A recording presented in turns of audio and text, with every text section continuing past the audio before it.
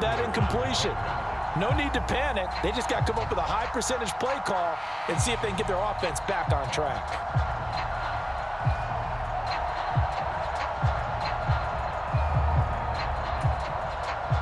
After the incomplete pass, here now is 2nd and 10. Pierce now up the middle. Fighting his way down to about the 35-yard line. Now the Bears going to use the second of their timeouts.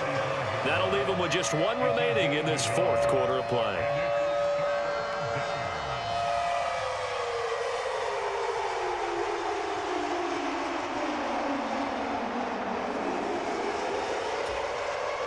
And the question now, can they get closer on 3rd down? A field goal from here, you're looking at right about a 52-yarder.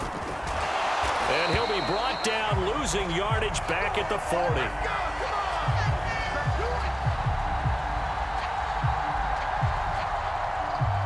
And that one was relatively easy to see. I noticed that from up here. Yeah, it doesn't take a whole lot, does it? Sometimes you get multiples. What I always love on these offsides is when each side points at the other. Hey, you did it. No, you did it.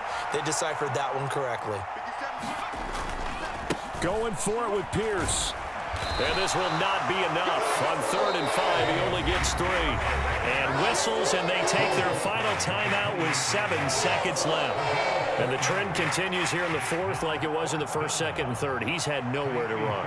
And you're probably thinking to yourself, why do they keep feeding him the football? Well, they trust him first and foremost. They do believe that over time he might actually pop one of these runs. But bottom line is he takes care of the ball well for them, so they'll keep handing it to him.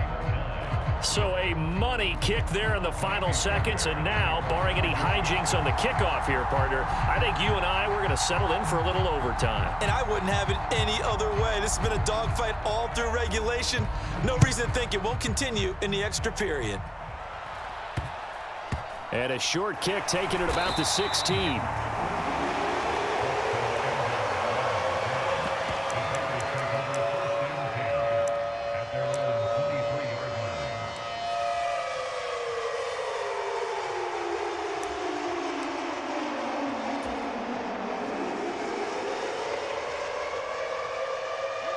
At the line, prepping for their next drive, the Bears offense. Tie game, and barring something incredible here, we're likely headed to overtime. What I would do is either hand it off inside or more likely I take a knee and let the clock run out. Because and I think the ball's out.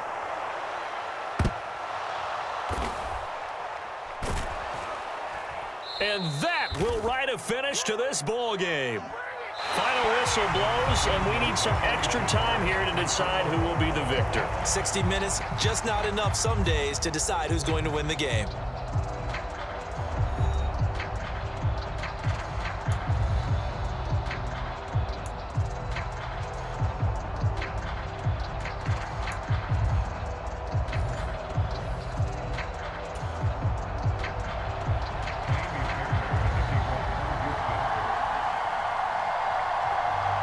So it's the Bears who will have the first chance to win this thing as we are underway here in overtime.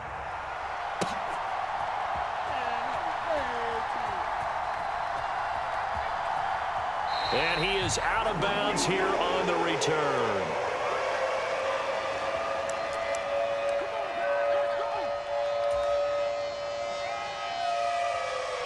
The Bears offense ready to go for their next drive. All set up for them right now, Charles. Opening possession of overtime. They've got the football. They also obviously have this home crowd behind them in a big way. They get that extra energy from them, but they've got to be careful not to let that adrenaline get away from them and play too fast or create errors of their own making.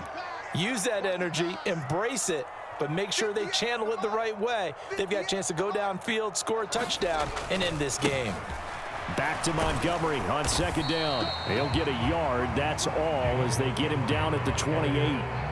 Ladies and gentlemen, that is a force of nature at the defensive tackle position. Yes, he's as big as they come, but still plenty agile. He's able to make a nice play there to swallow up the ball carrier.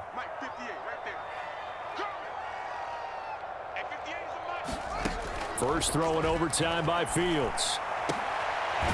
He's got a man. It's his tight end. That's complete. And he will have the Bears first down as they're able to get the 3rd down conversion. Little OT scramble drill that time, Mr. Davis. And partner, I can tell you from personal experience, nothing drives a defense crazier than having things covered and the quarterback takes off and picks up a first down or big yardage. Because whether you're in zone or man, it's easy to lose track of him because you don't always have someone assigned to him. And once he goes, now everybody's scrambling to try and tackle him. So a 1st and 10 now in Houston territory as they've got it to the 28-yard line. Fields going to take this himself. And he's brought down, but not before he reaches the 8-yard line.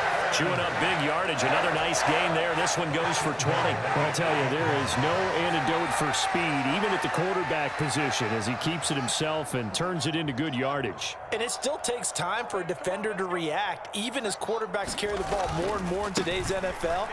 They're still a little bit in disbelief and realize, oh my goodness, he's running with the ball. He may be 8, 10, 12 yards downfield at that point. Call it a full 3 yards in the wrong direction there. Brings up 2nd down. Now it's Fields. He'll leave it for Montgomery, complete. A great move, but it only takes him to the 7. He's dropped there. That time the completion goes for 4 yards, and we're set up with a 3rd and goal. That might feel like a little bit of a lost opportunity there for the offense because the defense brought pressure that time. And sometimes against that, you can get out to your running back, and it could turn into a big gain downfield. But what a nice job they did getting to him quickly and holding him to a short gain. They'll look to throw on 3rd and goal. Montgomery, another target and catch. They'll wind up losing a yard on the play, and that's going to make it 4th down. I really like the angles that the tacklers came from on that play. They secured inside, took away the cutback. The sideline's there, so you can only go so far outside. They were able to close in and tackle him for a loss. Yeah, they use your boy over there, the 12th man. Sammy Sideline, right? Sammy Sideline, you know something? He tackles pretty well, too. He's tougher than an airport steak. So they do get the short field goal here to get them the all-important overtime lead. But, Charles, you wonder if they'll wind up ruining the fact that they were able to get down into the red zone, yet not able to find the touchdown that would have won them the game. Brandon, you're absolutely right. And all deep in his own territory, he coughs up the football. And this is picked up by the Bears. Starting to get the sense throughout the league that more of the special teams coordinators give their guys the green light to bring the ball out because everyone wants big plays to happen. I don't know if that philosophy will hold after that error there, turn it over that deep in their own territory. Do guys go rogue there a lot based on feeling? I think a lot of them just sense that they can make a play and make a huge one to help their team. And they have to have that athletic arrogance about themselves. And every now and then, though, it'll cost them. And that's what we just saw there. So that'll just about do it for Charles Davis. I'm Brandon Gaudin. You've been watching the NFL on EA Sports. For more, log on to easports.com. The Bears get the win at home as we say so long from Soldier Field.